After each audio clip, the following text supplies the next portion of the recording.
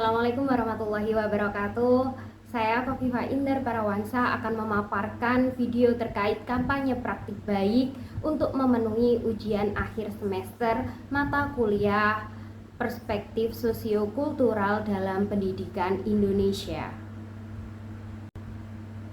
Judul kampanye praktik baik saya yaitu penguatan profil pelajar Pancasila dimensi gotong royong dan bernalar kritis melalui kegiatan pembuatan explosion books pada materi penggunaan kata tanya adik Simba mata pelajaran bahasa Indonesia.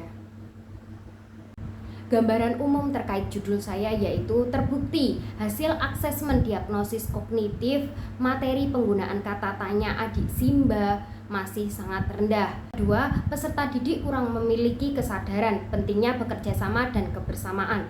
Yang ketiga, peserta didik cenderung pasif dan hanya peserta didik tertentu yang hanya merespon guru. Apa yang harus dilakukan dari pemaparan gambaran umum tersebut? Yang pertama, proses pembelajaran berfokus pada peserta didik, student centered. Yang kedua, menggunakan metode pembelajaran project based learning.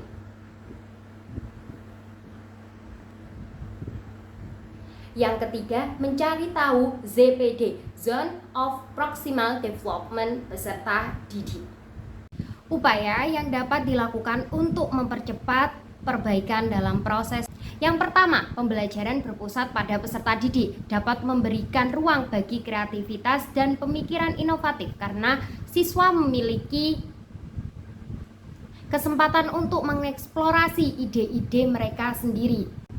Yang kedua, keterampilan praktis seperti problem solving, teamwork, dan komunikasi. Melalui pengalaman langsung dalam proyek, memberikan tanggung jawab kepada peserta didik untuk merancang, mengelola, dan menyelesaikan proyek untuk mengembangkan kreativitas dan inovasi melalui pembuatan proyek yang unik. Yang ketiga, memberikan scaffolding dengan menggunakan model berbasis proyek yang disesuaikan dengan perspektif sosiokultural peserta didik. Yang terakhir, menerapkan pembelajaran diferensiasi dan pembelajaran berbasis budaya daerah sekitar peserta didik. Pembelajaran berbasis proyek, berdiferensiasi proyek, pemberian scaffolding, dan pembelajaran berbasis sosiokultural peserta didik. Seperti halnya yang saya berikan yaitu Suar Suwir dan Karnaval Fashion Week Jember. Sebelum pembelajaran, pendidik memulainya dengan memberikan asesmen diagnosis kognitif kepada peserta didik untuk mengetahui pemahaman materi setiap peserta didik. Pada asesmen diagnosis kognitif terdiri dari 2 soal. Yang pertama soal dari kelas rendah, yang kedua yaitu materi yang akan diajarkan. Dari hasil itulah pendidik memetakan peserta didik sesuai dengan Zone of Proximal Development yang biasanya dikenal dengan ZPD. Setelah pendidik mengetahui tersebut, pendidik merancang pembelajaran sesuai dengan capaian pembelajaran selanjutnya untuk membantu peserta didik dalam implementasi penguatan profil pelajar Pancasila dimensi gotong royong dan bernalar kritis melalui kegiatan pembuatan explosion books pada materi penguatan kata tanya adik Simba mata pelajaran bahasa Indonesia. Project based learning adalah pembelajaran yang berbasis proyek menggunakan media. Peserta didik dibimbing untuk eksplorasi, menilai, interpretasi, sintesi, dan informasi secara berkelompok kemudian dipresentasikan yang berguna untuk proses pembelajaran peserta didik. Penemuan baru pada model pembelajaran project based learning harus mampu dipecahkan oleh peserta didik. Dalam proses penemuan hal yang baru, peserta didik harus mampu menyusun, membuat, merancang, menyelesaikan proyek, menyusun presentasi, dan evaluasi. Proses yang dilalui oleh peserta didik inilah yang dapat mengembangkan kemampuan berpikir kritis.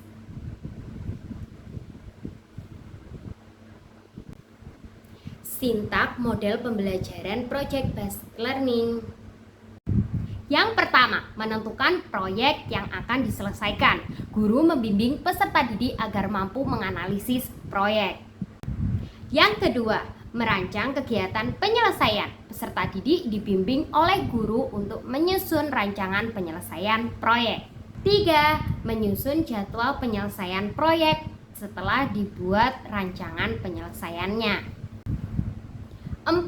Penyelesaian proyek yang dibimbing oleh guru. 5. Penyusunan hasil penyelesaian proyek yang akan dipresentasikan.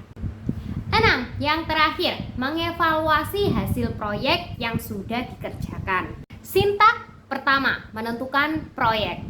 Pada proses pembelajaran sintak pertama, pendidik menunjukkan sebuah gambar dan pertanyaan pemantik.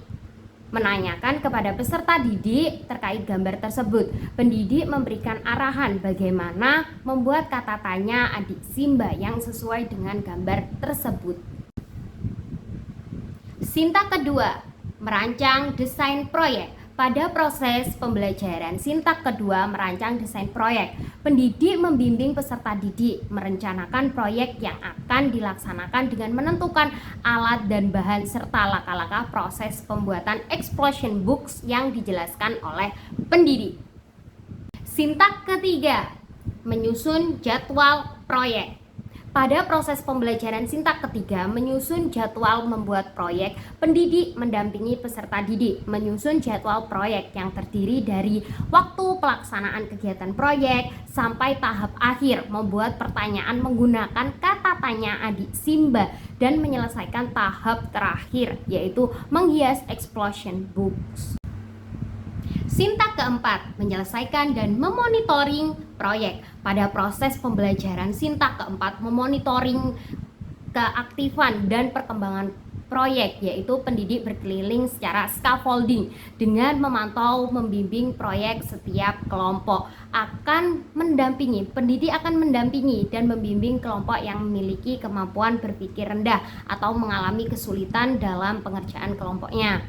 Pendidik mendiskusikan terkait permasalahan yang muncul selama penyelesaian proyek untuk membuat peserta didik memiliki pemikiran kritis, dapat memahami permasalahan yang ada.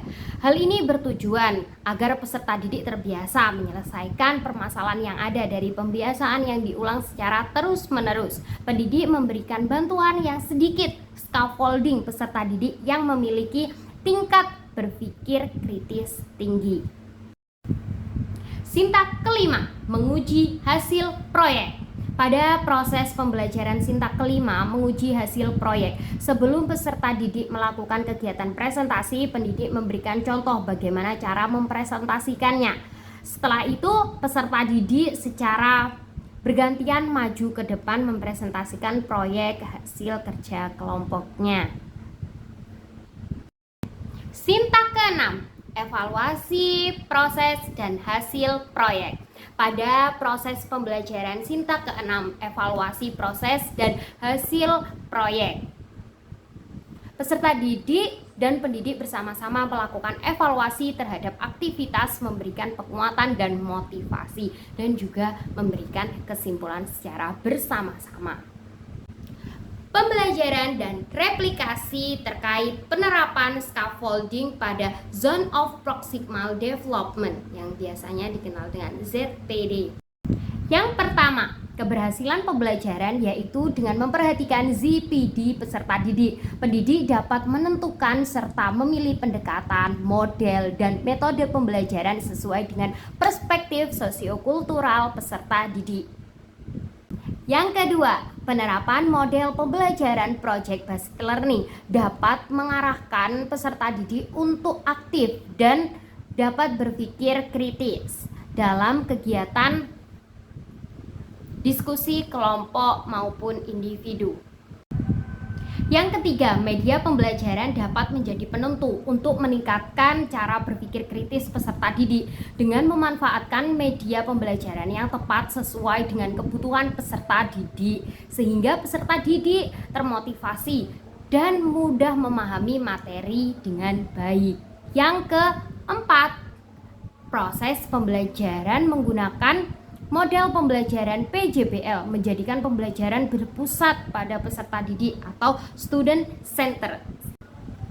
Hasil yang dicapai penerapan scaffolding pada Zone of Proximal Development ZPD.